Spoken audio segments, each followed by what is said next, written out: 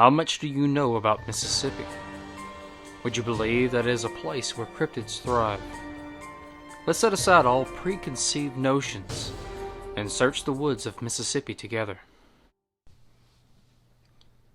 The Who. Tonight's little podcast is going to be all about the Who when it comes to cryptids that's in Mississippi. We've already covered why I started this podcast and what it means to me, and we already started talking about a little bit more about Mississippi and, why cryptids thrive here. So tonight we're going to be talking about all the different cryptids that have been documented that I can come across that really stands out, that really has garnered a lot of interest, not only nationwide but worldwide. But tonight we're going to first dive into the one that is most talked about, most known in the Mississippi area, and that is none other than Bigfoot. He also goes by the name of Wood Booger, Swamp Monkey, and the Mudman. I didn't even realize that was a thing until I found that in my research. But there's also some wood apes.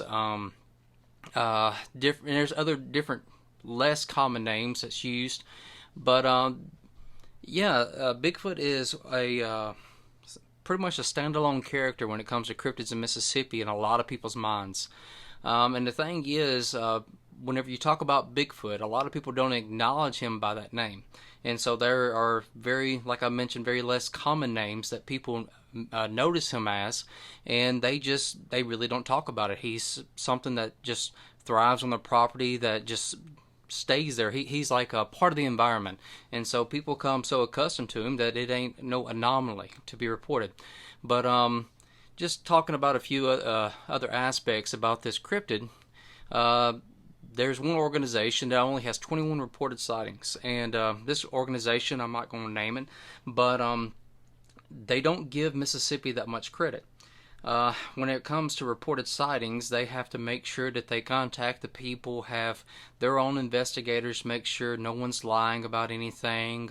They go out to the property and look it over, and they're kind of too thorough in that part of the reported sighting side of things. And so all the different things that are actually reported to this organization is not actually documented because of all the different things that goes into them wanting to report it. And so Mississippi doesn't get the credit in the eyes of this this Bigfoot investigation in organization. But there's another organization that is actually from the Gulf Coast, and they cover all the states on the Gulf Coast, where they get their name. I'm not going to recognize them, but they actually have fielded 107 different reports for the big guy, and they've come all the way from North Mississippi all the way down to South Mississippi, and we'll get into a little bit more of those reports when we actually do a podcast totally devoted to the big guy. But Bigfoot actually differs from several different sightings that he's a part of. You can have cone heads, you can have rounded heads, you can have some that are over 10 foot tall to some that are barely 5 foot tall, in which you can argue that those are juveniles and whatnot. But Mississippi has some rather large creatures, rather large Bigfoot that roam in these woods, and as I've studied or researched, it ranges geographically speaking. But these jokers also, look at their feet. There's been castings of 5 toes, 4 toes, and 3 toes.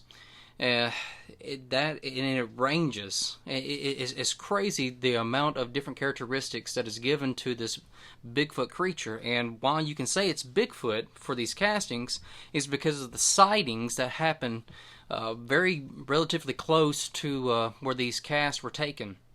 Now, the 3 toes is going to be mainly along the Louisiana line, and a lot of people, they say that these creatures live in the swamp areas, the 3-toed creatures, but the 5 and 4-toed, I don't know if it's an anomaly, if it's a mutation, or what else is going on with there, if they're even the same species, if you want to look at it in that aspect. But these creatures are just whenever it comes to the characteristics, their own physical characteristics, they're crazy to even try to label it, put it in a box, because they range so much. But the colors is another thing that ranges very widely.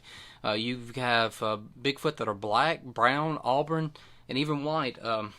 Whenever I was working at a place a few years ago, there was a guy that told me that his son had witnessed one at an RV park across a creek, and the creature was white. A white Bigfoot in Mississippi. Now, there are stories about one in Georgia, and I understand in other places throughout the southeast, but the report in central Mississippi of a white Bigfoot is something that is kind of crazy to think about.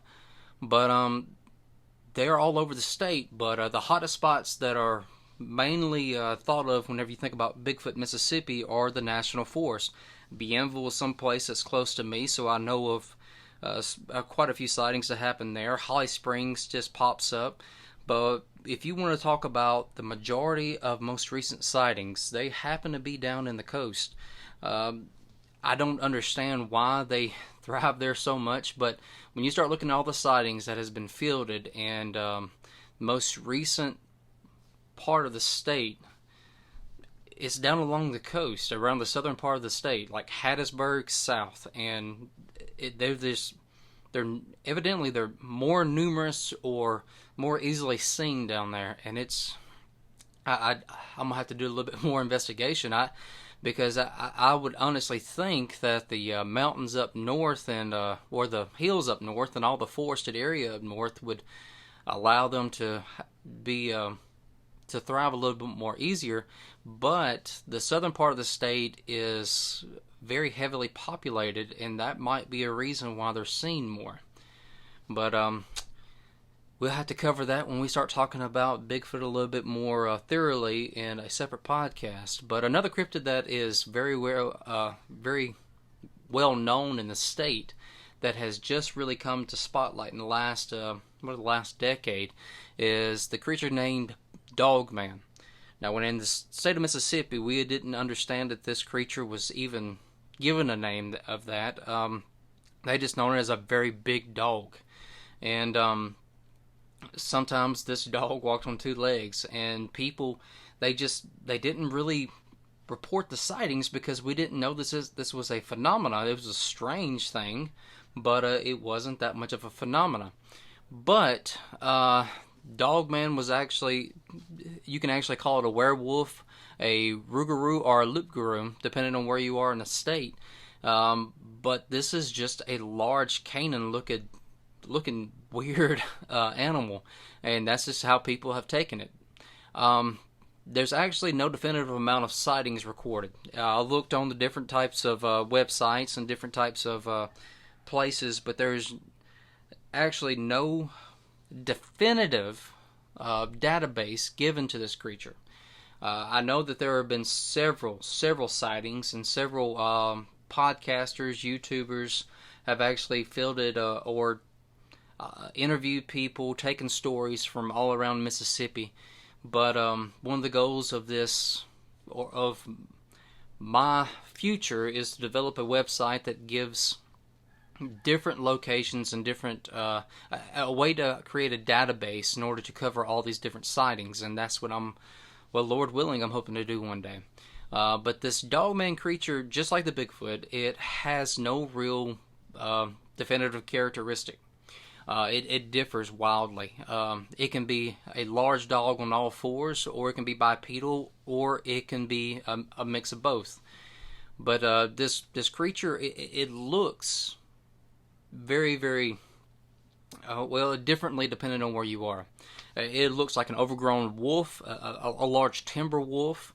It can look like a werewolf. I've heard a report of, if you've ever watched the movie The Wolfman, the 1941 film with Lon Chaney. The creatures can look like that, with a shorter snout, looking more human, but very, very, very scary looking. But I've also heard of a report that's been very, very close to me, I'm going to say within 20 minutes of where I live, of a creature that looks like an overgrown hyena, where the shoulders are taller than any other part of the body, and it just looks like a hyena on steroids. And this dogman is given to this type of characteristics that I've found out. But this creature, it can be black, brown, or multicolored. As we talk about the hyena, this actually had spots. It was a light brown with very dark spots. It was night, so they don't know if it was like extremely dark brown or black. But these creatures have a very, very vast color spectrum that you can find them in. But the different areas of Mississippi that they're known to be at is in Taylor, Mississippi, which if you've ever listened to other different types of podcasts or YouTube channels, you understand the significance about Taylor, Mississippi, but also in the southern parts of Louisiana. Well, near Louisiana, in the swamp region, that's where you get the loup-garou or the rougarou, however you want to call it, and that's where these creatures are seen very heavily. Another cryptid that has to be addressed, especially since it came in the local news around my area, is something called the chupacabra. Now, I might be butchering the name, but that's the chupacabra is what I call it because of the best of my ability and my accent. But this creature was actually shot and seen in the area of Walnut Grove and Lena, which is dead central Mississippi. But this creature was more like if you see the mangy-looking squirrel, or mangy-looking raccoon or coyote. This is what this creature looked like. Now, I'm a skeptic when it comes to this creature being a coyote looking like with mange, because I do not believe that this is what this creature is. I believe that is something altogether different. But they're giving credit to the chupacabra as being that creature. But we'll get on that rather differently. I mean, on a different podcast or a different episode. But a next creature we have to talk about is the rake. Now, the only report that I've heard, or story that I've heard, occurred in North Mississippi. And this creature, the appearance that was accredited to this creature was something that was rather large. It was over 6 foot tall. It walked on all fours, but the forearms looked like regular arms, but they walked on them, and they sit kind of tall like a ground sloth. But it was transparent with very long claws, like sloth-looking claws, and that was the appearance. But I've also heard of different appearances arranging throughout the country, but I can only talk about what happened here in Mississippi because this is Mississippi Monsters. And so they said that this was a rake. I'm not going to take away from that experience because I wasn't there. Another strange thing that I found in Mississippi that I really didn't know too much about was something that was given the title of river aliens.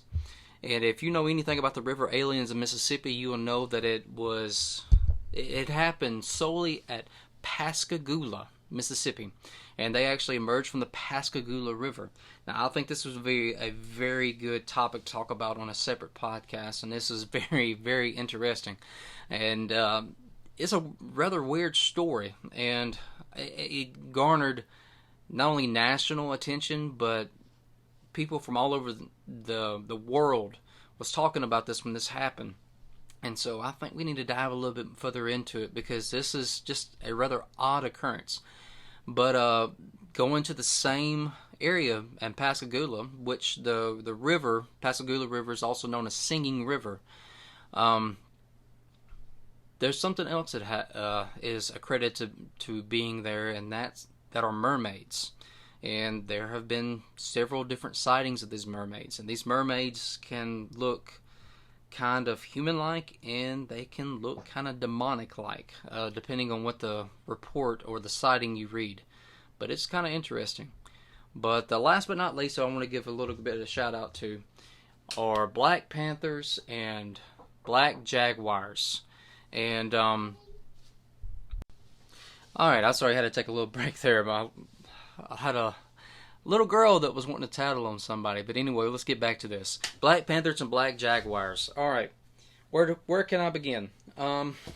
So, if you trust wildlife biologists, you will understand that there is no such thing as cryptids, and it's all just misidentifications and so on and so forth. But the thing about black panthers living in Mississippi, this is not a secret.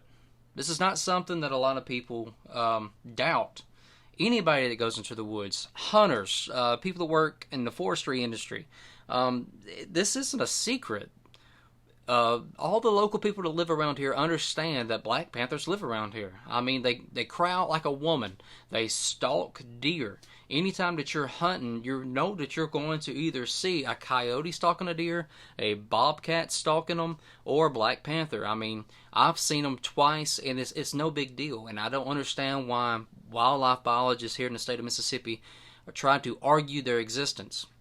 They have even been captured on trail cams, and it's not hard to get proof, but yet they want to dismiss any evidence, whether it's a verbal story or any type of photographic evidence or anything.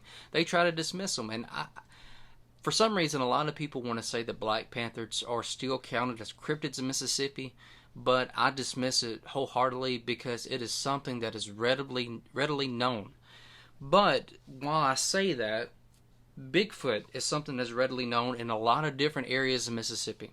And still, wildlife biologists and the scientific community refuse to acknowledge them. So, I guess here we are talking about the big black cats. And it's beyond me, with all the proof that has been out there for both of these cryptids, Bigfoot and black cats. I don't understand why there's still such an argument about their existence. But the thing is, we're not here to prove to anybody that things exist. We're merely here to report sightings, to educate, to inform, and to entertain. And that's why I created this podcast, in order to allow people to understand that cryptids thrive here in Mississippi in all different shapes and forms, and we're going to cover that. Now, Lord willing, that people start sending in some stories so I can be able to relay them back to the audience. But that's pretty much going to cover tonight's podcast, talking about the who and why that matters. So to all y'all listening out there, I appreciate y'all's time, and please like, share, and subscribe to this channel. And who knows? There might be something in those woods after all. Good night.